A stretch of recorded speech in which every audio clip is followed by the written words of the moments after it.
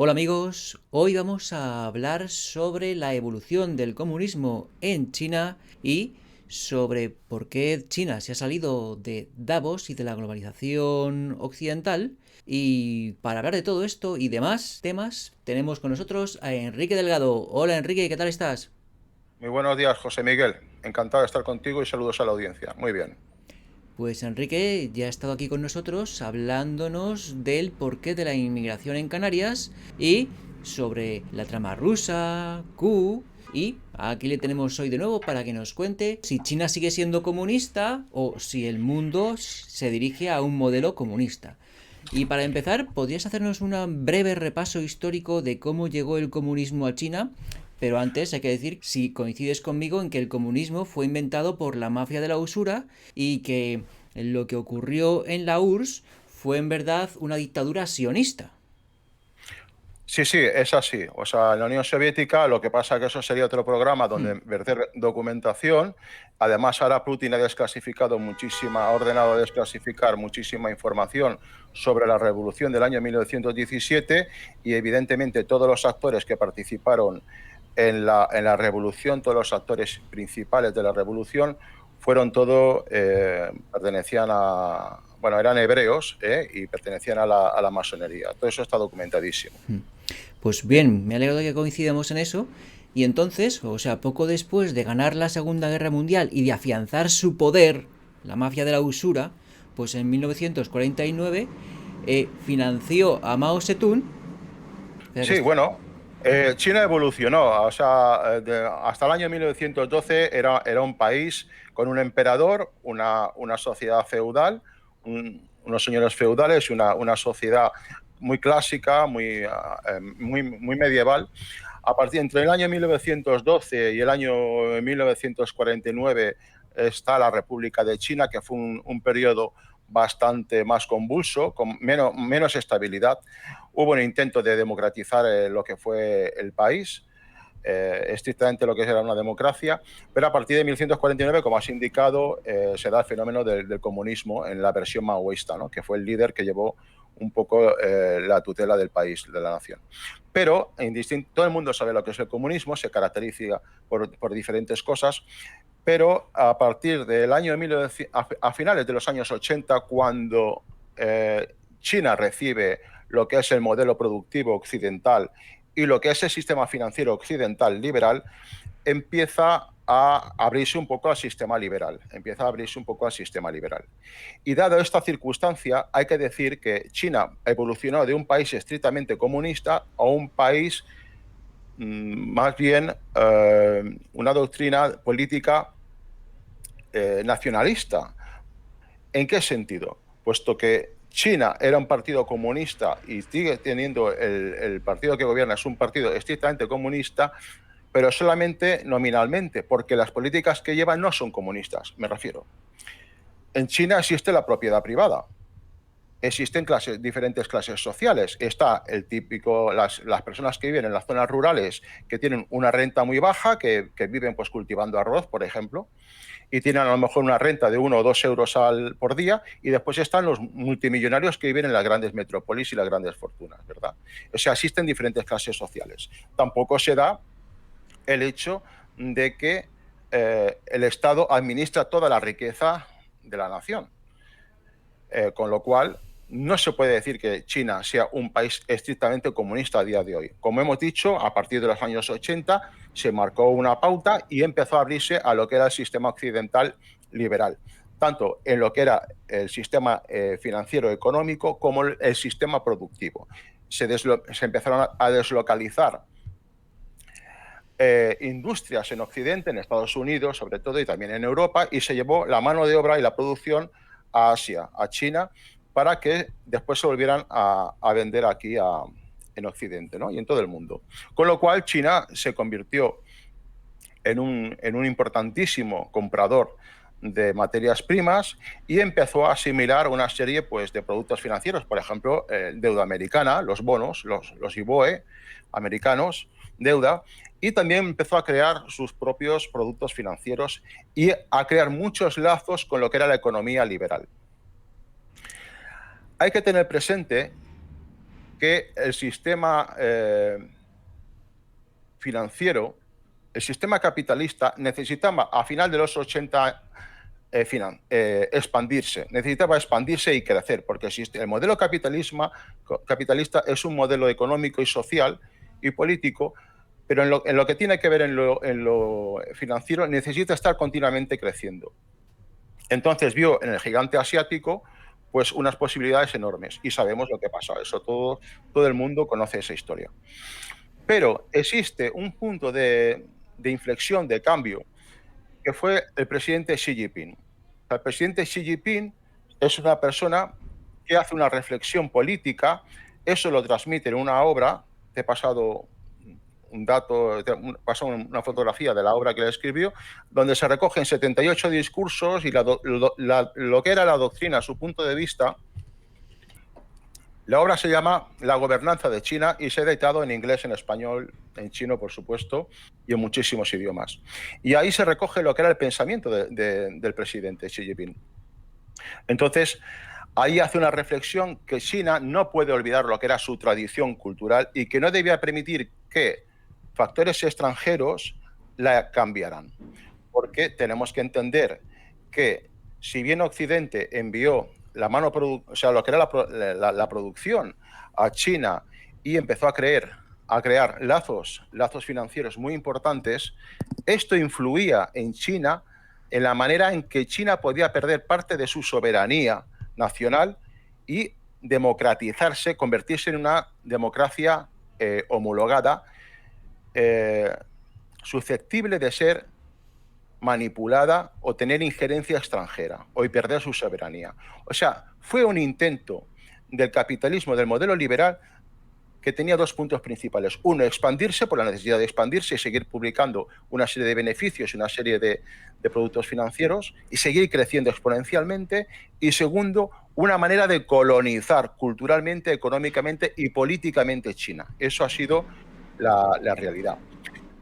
Hubo un punto importante en el G20 en el año 2010, hace ahora 11 años, donde en el G20 en Seúl, haciendo alusión a lo que era la conferencia de Washington,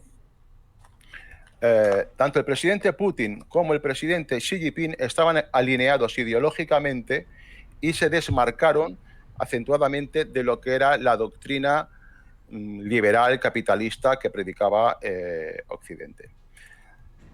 Y bueno, después en el año 2011 también el presidente Dominique Strauss-Kahn, sabéis de él porque fue el presidente del Foro Monetario Internacional, hizo un discurso muy importante.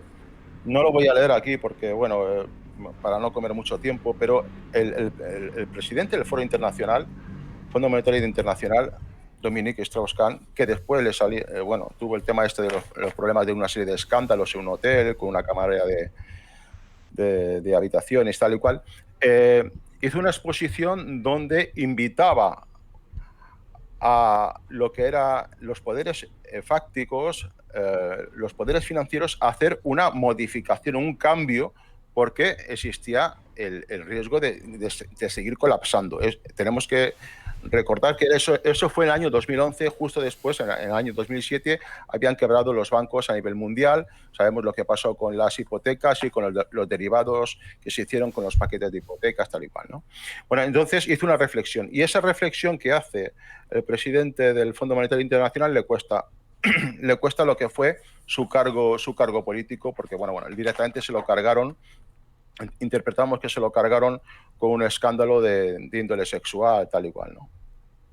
Vale, entonces entiendo que después de haber conquistado China por medio del comunismo, la mafia de la usura se llevó a China gran parte de las empresas occidentales, entre otras cosas, por la necesidad misma del capitalismo de seguir creciendo y corromper, en segundo lugar, corromper a la sociedad china con los vicios propios del liberalismo y llegar a una democratización en la que, claro, ellos serían los patrocinadores de los diferentes partidos y podrían controlarlo todo. pero que entonces llegó el año 2010 y se puso Xi Jinping, que tornó una política más nacionalista e independiente del transnacionalista apátrida de la mafia de la usura radicada en la City de Londres. Entonces, yo recuerdo que, estando Xi Jinping en el poder, en el 2016, más o menos, se constituyeron dos bancos mundiales por parte de China. El Banco Asiático de Inversiones en Infraestructuras y el Banco del BRICS, de Brasil, Rusia, India, China y Sudáfrica, para independizarse del FMI, del Banco Mundial, y también del SWIFT, y que China se puso a comerciar en su propia moneda con Rusia y con otros países, y creo que hasta adoptó más o menos el patrón oro en un porcentaje limitado, ¿no?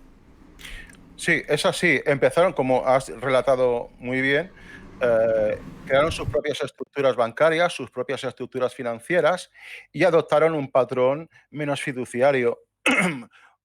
Procuraron respaldar lo que era tanto la moneda como los commodities, los productos financieros, con patrón oro. El patrón oro no significa que está respaldado solamente por oro físico, sino una serie de commodities o bienes tangibles, ¿no? Para no usar un término inglés. Bienes tangibles como pueden ser, bueno, pues una cantidad de cereales, por ejemplo, una producción de cereales o, por ejemplo, la industria metalúrgica, etcétera, etcétera, ¿no?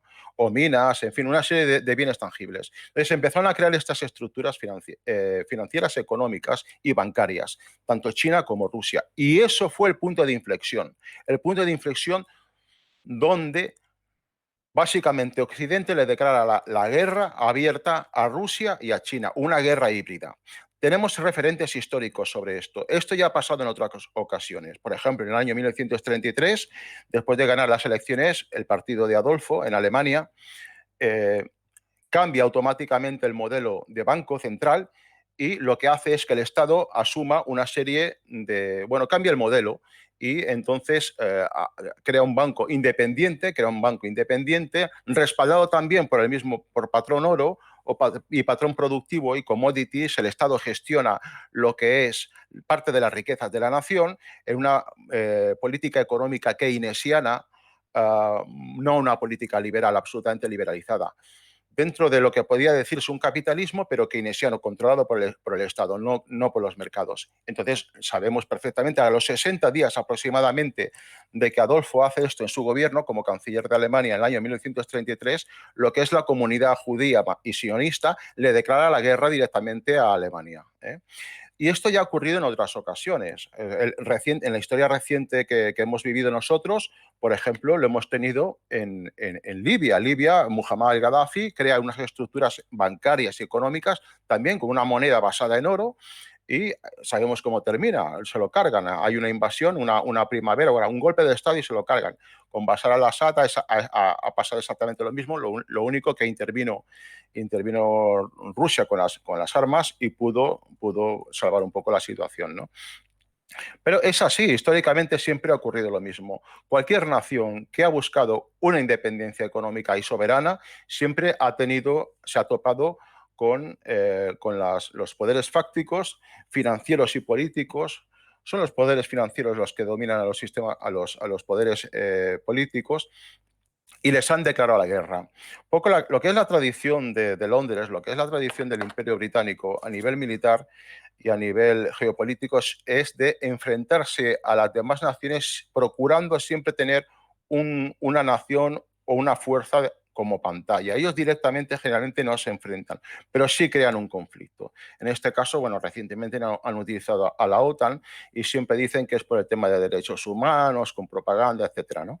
Y las campañas de difamación, las campañas de ir contra una nación y dar una serie de propaganda en contra, de satanizarla, es parte de esa propaganda. La ha sufrido todo país que intenta tener soberanía plena sobre su economía. Porque un país, si no es plenamente soberano en su economía, realmente no es un país soberano, es un país colonia, es un país sometido, es un país tutelado por quien gobierna, por quien dicta la economía, el factor económico. Y evidentemente va sujeto después lo que es el estamento político. Esa es la realidad. E históricamente siempre ha ocurrido lo mismo. Por lo tanto, todos los conflictos, toda la propaganda, todo el rollo que se ha dicho sobre China últimamente, porque se ha acentuado muchísimo, tenemos que verlo en lo que estamos comentando. China, por ejemplo, es un rival económico la India es un rival económico y productivo para con China. Sin embargo, no existe esa rivalidad, existe más armonía. O sea, China lo que no quiere desprenderse es de su tradición cultural histórica, lo que es el confucianismo, lo que es toda la idea esta que tienen los orientales de la armonía, lo que es la tradición familiar, etcétera, y lo que son las costumbres suyas. Y no van a permitir que ninguna potencia venga a decirles lo que tienen que hacer. Y en ese aspecto, porque se ha comentado, yo he visto en medios de divulgación, de desinformación, he visto desde a un militar que está en la reserva, que se dedica a hacer vídeos y escribir libros, y algunos youtubers, bueno, no le dedico a un youtuber más de 2-3 minutos, ¿no? Y lo que he leído de este militar, pues ha sido muy por encima, y el vídeo que he visto, pues ha sido muy, muy breve, pero hay que recalcar, tengo por aquí un apunte, que indica que el día 4 de febrero de este año, hace unos días, Sergei Lavrov y Wang Yi, bueno, se reunieron, tuvieron una conferencia telefónica el día 4 de febrero. Bueno, la conversación fue que van a defender su soberanía y buscan la cooperación y la armonía libre con todos los países. Quieren crear un sistema económico al servicio de la sociedad y no la sociedad al servicio de un determinado sistema económico o determinadas élites o contraélites, como se quiera decir. Y dice que, esto fue una clara señal de que China y Rusia tienen la intención de proteger la seguridad tanto de sus propios territorios adyacentes como comunes y sus economías. Entonces, esa es la realidad. China y Rusia vienen a ser una. Es un binomio. Vamos a decir que geopolíticamente es realmente un binomio. Están unidas, están casadas, son uña y carne, si se quiere expresar de una manera más coloquial. Entonces, a raíz de que Xi Jinping se librase de las garras de la mafia de la usura radicada en la City de Londres, la mafia de la usura, o los gángsters de las finanzas, para no repetirnos, les empezaron a hacer la guerra a los chinos. Recuerdo que en el año 2016, pues se cayó una barra de tungsteno en una empresa industrial de China, no recuerdo la ciudad, y se dijo que era en represalia por los intentos de China de librarse del yugo financiero de dicha mafia. Y entonces nos contaste el otro día, en el vídeo anterior, que el bichito, la suelta del bichito, había sido un ataque por parte del globalismo sionista para derribar a Xi Jinping y su nacionalismo, y que China volviese al redil del globalismo. Sí, es así. Bueno, ha sido una operación compleja. Volvemos a decir un poco lo que dijimos la otra vez.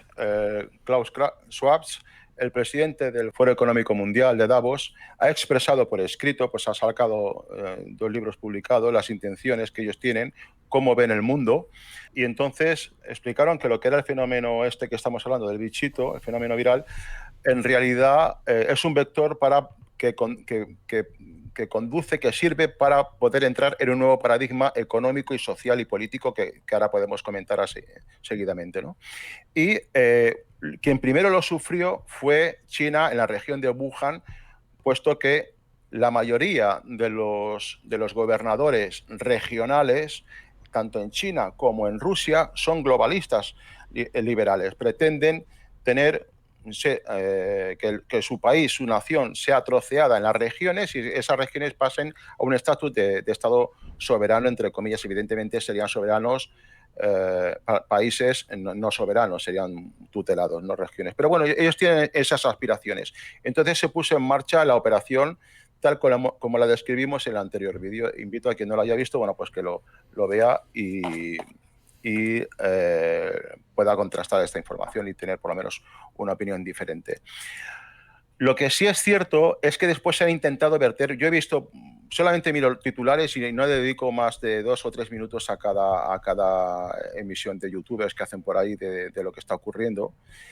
Están haciendo mucha alusión al sistema de control, que vamos a un modelo chino, ¿no? Al modelo economía china. Bueno, eso no es así del todo cierto, ¿vale? Occidente, el foro de Davos, tiene pensado pasar a destruir lo que es, derribar absolutamente lo que es el capitalismo, destruirlo absolutamente. Por eso están luchando contra la economía de cada una de las naciones, paralizando la economía. O sea, se está paralizando la economía adrede, apuesta, porque necesitan ellos, para un reseteo, poder parar todo lo que es la economía, que se pare tanto a nivel financiero como a nivel lo que es economía productiva. Una vez que consigan esto, se pretende ir a un sistema de economía programada. Un sistema de economía programada. No tiene nada que ver con el capitalismo. Sí, la economía programada, por ejemplo, la tenía la Unión Soviética, el modelo comunista de la Unión Soviética. Tenía la economía programada por quinquenios, entonces planificaban un determinado con una serie de producción y de bienes que tenía que tener la población indispensables para un determinado tiempo, para 5 años, y se tienen que cumplir esos objetivos. Vamos a un modelo de economía programada. Eso supone un cambio muy fuerte para la población occidental, que evidentemente va a entrar en un estrés importante. Y van a derribar todo lo que es la economía, principalmente del sector servicios, sector terciario. ¿Por qué?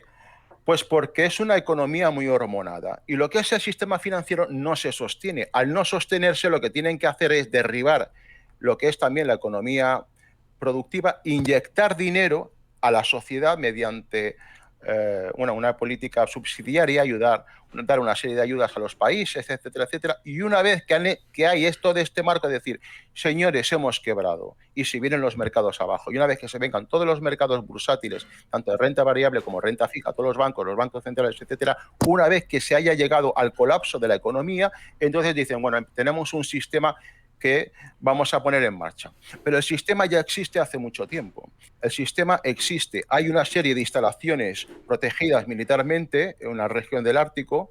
Sabemos exactamente dónde están los sistemas, los grandes servidores que tienen ellos para controlar todo lo que es la economía programada que ellos tienen establecida. Y no solamente es economía programada, tienen pensado tener, mediante el sistema biométrico, controlar todo el tema, lo que es el tema sanitario de cada uno de los ciudadanos, todo el tema de lo que es la propiedad, el registro de la propiedad, todo lo que es el tema de legal y todo el tema notarial. O sea, han diseñado una serie de servidores inmensísimos, gigantes, que responden a los intereses de esta contraélite globalista liberal que quieren meternos en un nuevo paradigma político, económico y social. Esos servidores están en un sitio concreto, están en Alaska, muy cerca del Ártico. ¿Por qué? Bueno, pues están en un sitio estratégico, tienen sus propias fuentes de energía, tienen sus propias estaciones energéticas. Eso es una cosa, estoy diciendo cosas que seguramente la gente no conoce. Son instalaciones muy grandes que necesitan disipar muchísima calor y están pues muy cerca en la zona fría de Alaska, ¿no? Están en el Alaska canadiense, están concretamente en la región están en Canadá, pero en Alaska canadiense, y están protegidas militarmente. Bueno, protegidas militarmente, pero bueno, si Rusia en caso de conflicto decide atacar, pues poca cosa van a poder defender allí, ¿no? Pero bueno, eso es un poco lo que quieren hacer, ponernos a los ciudadanos elementos, pues seguramente o a través de aplicaciones de telefonía móvil o a través de lo que viene a ser la tecnología blockchain, o otros hablan de un microchip o de lo que sea. O sea, tenernos atados a ese sistema. Y eso se ve también reflejado en los presupuestos generales del Estado, por ejemplo, en el Estado español, puesto que si miráis los presupuestos generales del Estado español, para este año hay 22.000 millones de euros asignados precisamente para la digitalización. ¿Qué es eso de la digitalización? ¿Qué puñetas tienen que digitalizar? Pues lo que tienen que hacer España es empezar a pagar, van a pagar cada año lo que ha costado todo ese sistema.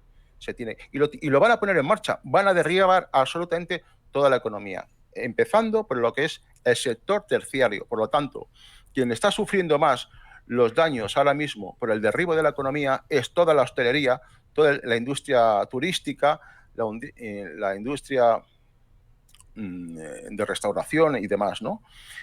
y se va a derribar. La gente tiene sus esperanzas, ahora abren el comercio, después lo vuelven a cerrar, hay protestas en la calle, es igual, se lo van a cargar, lo van a destruir, lo van a demoler. Esas son las intenciones que tiene esta gente, esas son las verdaderas intenciones.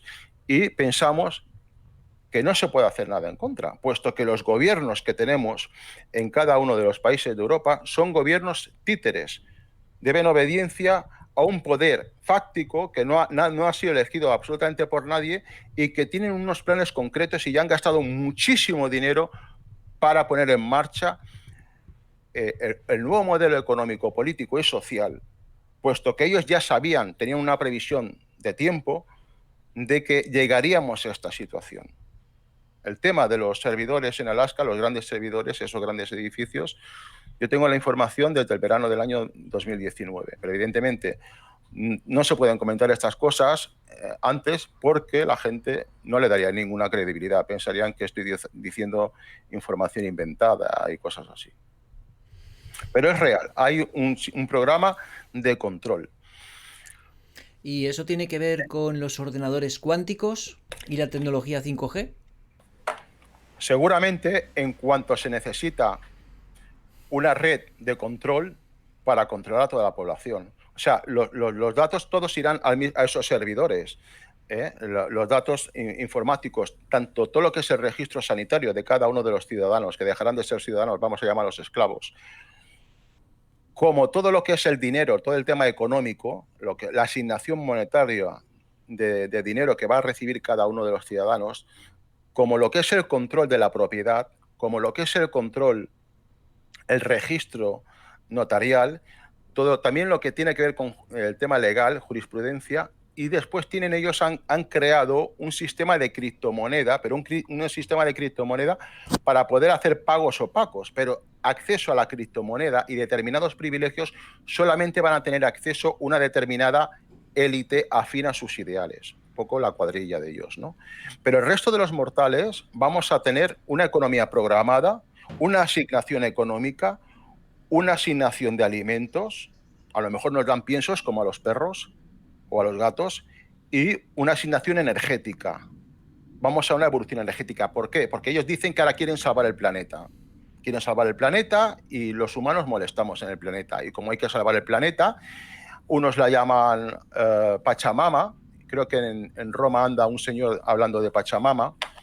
Y aquí pues la dicen la madre tierra o políticas ambientalistas. Hay una señorita y una niña que tiene cara así como un poquito, bueno, tiene un síndrome de no sé qué, tiene una expresión facial un poco extraña. Bueno, y se está adoctrinando a la gente con eso. Y se está haciendo a la gente sumisa.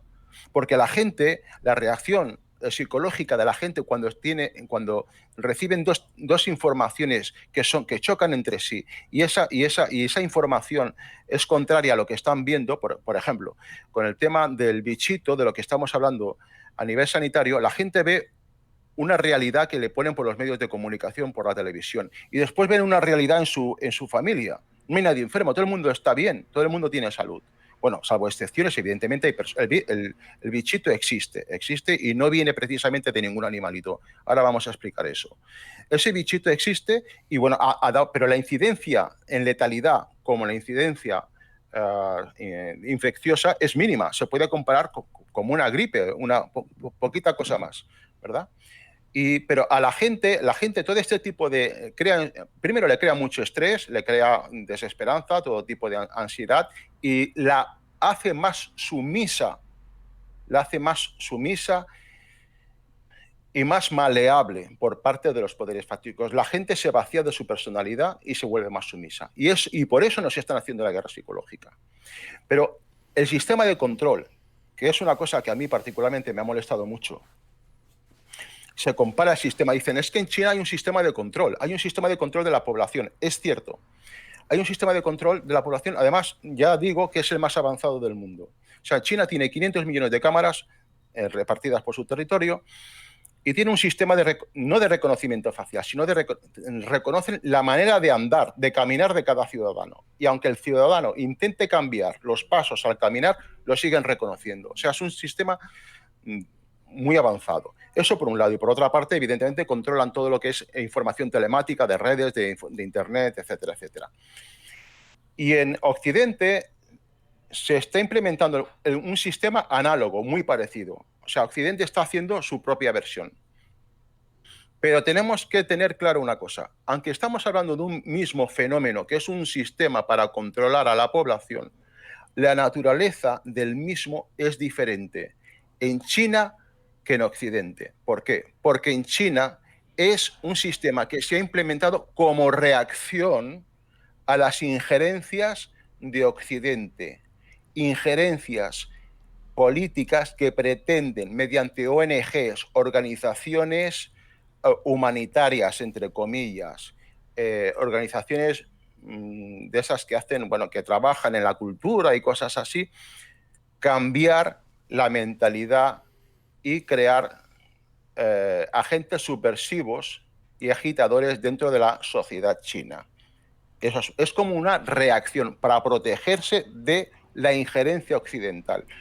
Pero en Occidente, siendo el mismo fenómeno, se hace con otro propósito. El propósito es el control absoluto de la disidencia y de la mentalidad y de la sensibilidad espiritual, política y de consumo de cada uno de los ciudadanos. O sea que, aunque tenemos un mismo fenómeno de control muy sofisticado, la naturaleza del mismo obedece a dos razones absolutamente diferentes. Uno es una reacción puramente para controlar a la población y controlar la disidencia, y otro es para protegerse de la injerencia que se está creando sobre ese país y que hemos visto con agitaciones continuamente.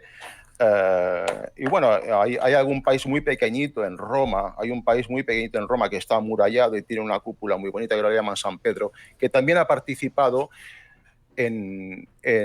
políticamente en la desestabilización de China y de otros países del Cáucaso, ¿vale? Por eso, el presidente Xi Jinping, cuando hizo la conferencia en Davos, ahí, por ejemplo, el presidente Putin hizo la conferencia y toda la conferencia, que duró 42 minutos, fue una conferencia, retransmitida, no en tiempo real, pero sí fue una conferencia retransmitida que ha visto todo el mundo. Pero la conferencia del presidente Xi Jinping, como también dice este famoso militar español, que es muy simpático y se expresa muy bien, y además los patriotas españoles son muy felices cuando le ven hablar y muy afines, ¿no?, a lo que explica. Bueno, pues lo que dijo este señor, este militar en la reserva, dijo que, bueno, es una realidad, que el discurso del presidente Xi se había escuchado solamente en trazos, bueno, frases concretas, ¿no? Y sobre esas frases concretas que dijo el presidente Xi se ha construido un relato del discurso del presidente Xi.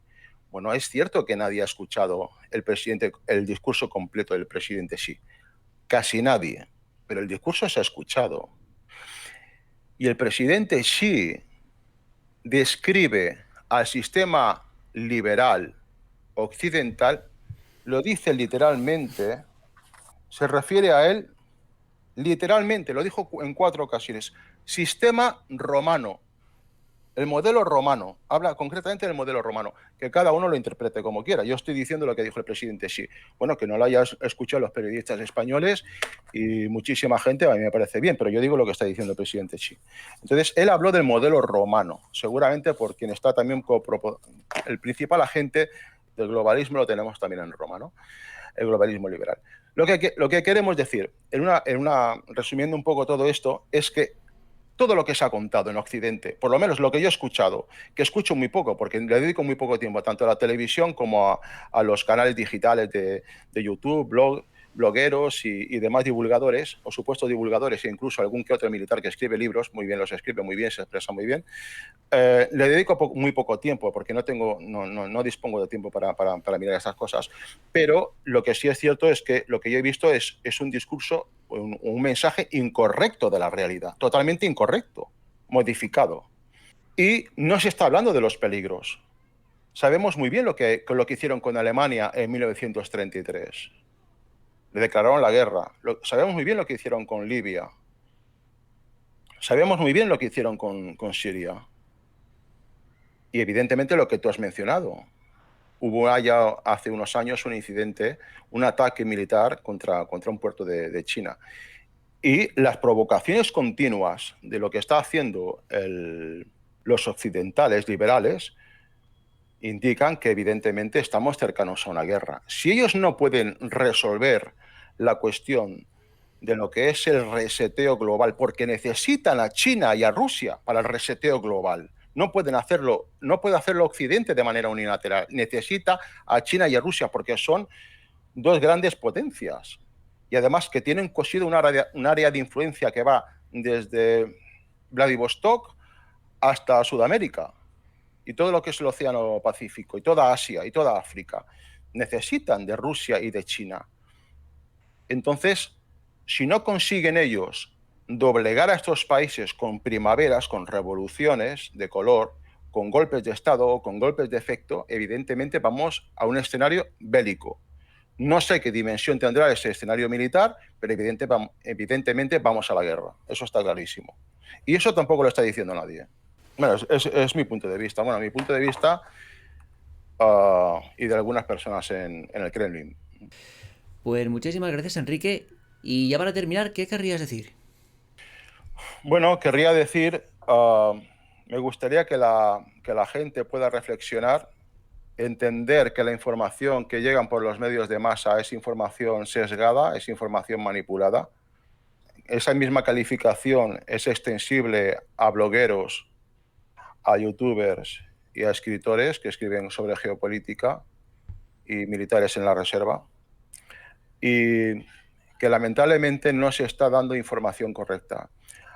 Hay muchas personas, muchos empresarios que están sufriendo, muchísima gente está sufriendo porque ven que su negocio se viene abajo, mucha gente se está endeudando para intentar salvar. La gente tiende a pensar de que vamos a volver a la antigua normalidad.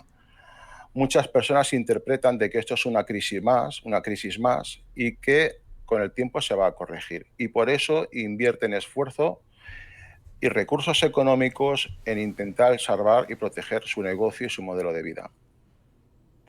Decirles que quizás lo más sensato pues sería no luchar contra lo inevitable, porque vamos a cambiar de modelo y se va a destruir esto sí o sí. O sea, todo lo que es la industria hotelera, yo vivo en una región donde el 70%, el 80% de la economía aquí que la mueve el sector hotelero, todo esto va a ser absolutamente destruido, no va a quedar nada.